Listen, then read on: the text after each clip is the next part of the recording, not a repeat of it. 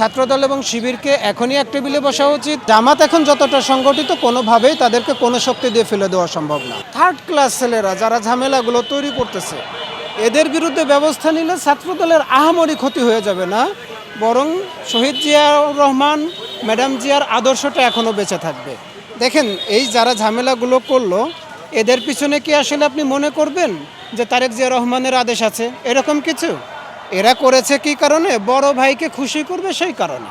ছাত্রদলের ভিতর এই রকম যারা মারপিটে বেশি আগ্রহী, একদম নতুন নতুন ছেলেরা, এদেরকে দিয়ে দলের খুব বেশি একটা উপকার হবে না। আবার 200-400 জন এরকম ছেলেপেলেকে লেলিয়ে দিয়ে শিবির যেভাবে সংগঠিত হয়ে আছে, এদেরকে আসলে ভেঙে দেওয়া যাবে না, বরং আপনাদেরকে সব দিক দিয়ে নজর রাখতে হবে। দেশের যে পরিস্থিতি, বৈশ্বিক যে পরিস্থিতি, আগামী দিনগুলোতে যদি ছাত্র রাজনীতি যারা করতেছেন এরা যদি মনে করেন যে ছাত্র রাজনীতি সারা জীবন করে যাব, জাতীয় রাজনীতিতে আমরা অবদান রাখবো না, তাহলে তারা এরকম মারপিট, এরকম দৌড়াদৌড়ি, এরকম মারামারি করতে পারবে।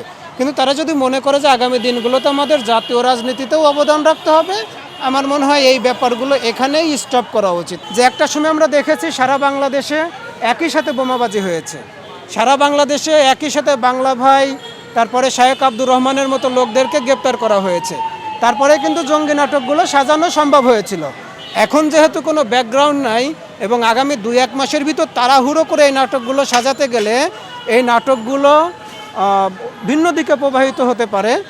সেক্ষেত্রে আমার মনে হয় ছাত্রদল এবং শিবিরকে এখনই এক টেবিলে বসা উচিত এবং থানায়ও যারা দায়িত্বরত আছে তাদেরকে নিয়ে এক টেবিলে বসে নিজেদের ভিতরের বিষয়গুলো নিজেদেরকে এখনই সমাধান করা উচিত।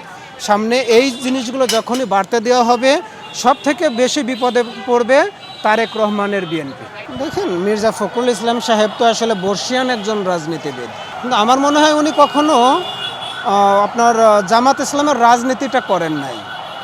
একসাথে জোট করেছেন, একসাথে ভোট করেছেন, কিন্তু জামাত ইসলামের রাজনীতি করার মতো সুযোগ আসলে ওনার হয় নাই। উনি বিএনপির ক্ষমতা থেকে বলেছেন, বিএনপি এখন সংগঠিত আছে, সেখান থেকে বলেছেন যে বিএনপি এখন যতটুকু সংগঠিত আছে সেখান থেকে হয়তো জামাতকে ফেলে দেওয়া সম্ভব। উনি যদি জামাতের রাজনীতি করতেন কিংবা জামাতের সাথে সম্পৃক্ত থাকতেন, তাহলে উনি বুঝতেন যে জামাত এখন যতটা সংগঠিত, কোনোভাবেই তাদেরকে কোনো শক্তি দিয়ে ফেলে দেওয়া সম্ভব না।